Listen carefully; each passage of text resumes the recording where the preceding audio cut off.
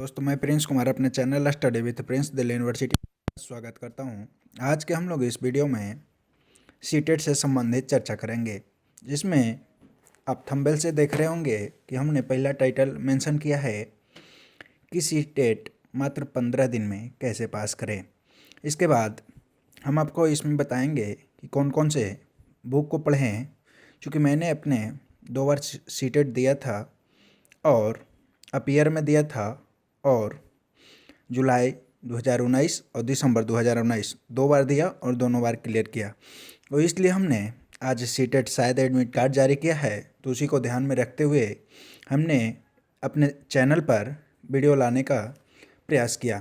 तो आइए हम सबसे पहले चर्चा करते हैं पेपर 1 का। यदि हम पेपर 1 की बात करें तो आप जानते हैं कि पेपर 1 में 5 सब्जेक्ट होते हैं। पहला सीडीपी, दूसरा मैथ, तीसरा लैंग्वेज 1 और लैंग्वेज 2, 4 हो गए, और एक ईवीएस। तो यदि हम सीडीपी की बात करें तो सीडीपी में आसानी से 30 में 26 नंबर तक लाया जा सकता है। यदि हम मैथ की बात करें तो मैथ में भी यदि आप प्रीवियस ईयर केवल स्टेट टेट का और सीटेट का करके जाएं तो 20 नंबर आसानी से ला सकते हैं।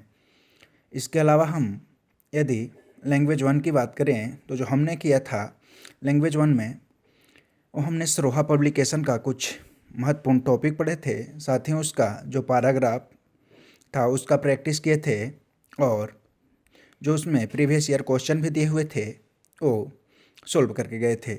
यदि हमारा लैंग्वेज 1 इंग्लिश था और लैंग्वेज 2 हिंदी। यदि हम लैंग्वेज 2 की बात करें, आपका जो भी रहा हो, तो आप एक बार सरोहा पब्लिकेशन का देख सकते हैं, क्योंकि मैंने उससे सोल्व किया और हमें लैंग्वेज में काफ़ी अच्छा स्कोर भी आया, और हमने फाइनली अपने अपीयर में, जबकि हमारे पास मात्र 15 दिन टाइम था, उस स्थिति में हमने सीटेट क्लियर किया। आप चाहें तो ये 15 दिन CRSU 2019 के बीएड एग्ज़ाम से मिला सकते हैं।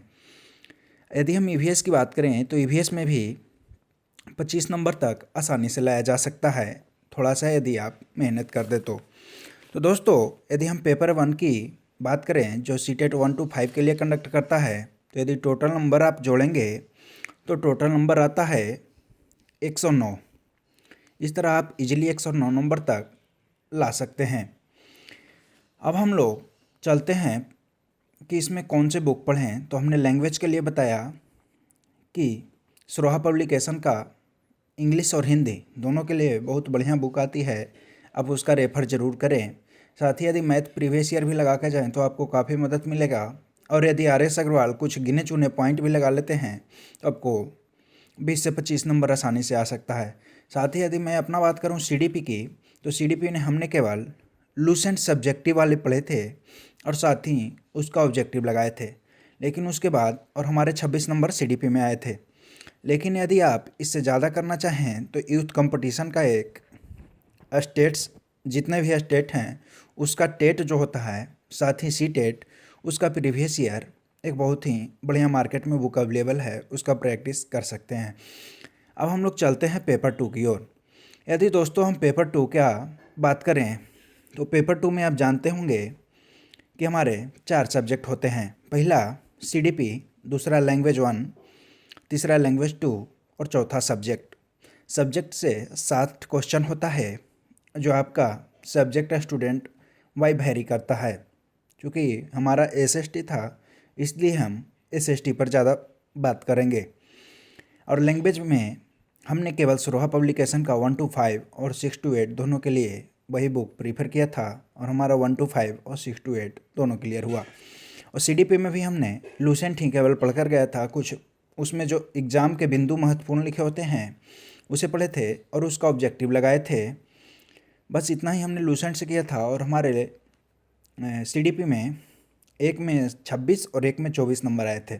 तो आप लूसेंट से करके जाएं, क्योंकि 15 दिन में आप यदि सीटेट पास करना चाहते हैं तो बहुत ही बेहतर तरीके से सीडीपी में स्कोर कर सकते हैं। साथ ही मैं आपको बता दूं कि किसी बड़े यूट्यूबर के चक्कर में ना पड़ें आप, क्योंकि जब सीटेट का रिजल्ट आता है उसके बाद उनका वीडियो देखिए, तब आपको पता चलेगा कि किस तरह बड़े यूट्यूबर अपना बिजनेस को बढ़ाने के चक्कर में छात्र के करियर के साथ खिलवाड़ करते हैं। इसलिए हमने, आप देख रहे होंगे, कई शील्ड भी लगाया है जो कोचिंग के द्वारा प्रोवाइड कराया गया था सीटेट क्लियर करने के बाद।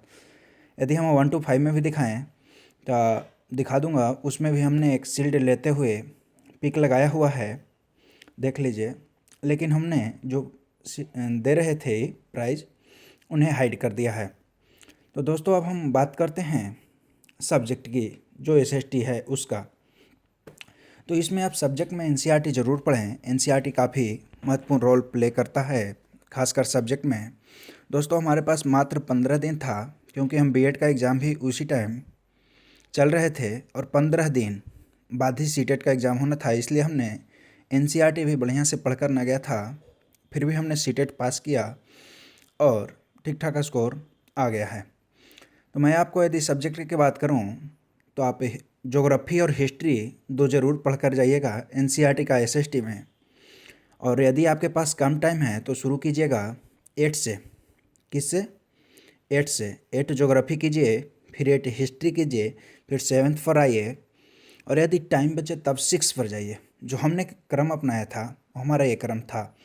तो दोस्तों हम अपने कल से सीटेट से संबंधित इस वीडियो में आपको कुछ प्रीवियस ईयर का क्वेश्चन लाएंगे, साथ ही आपको बताएंगे कि इसके साथ आप किस तरह से बेहतर स्कोर कर सकते हैं।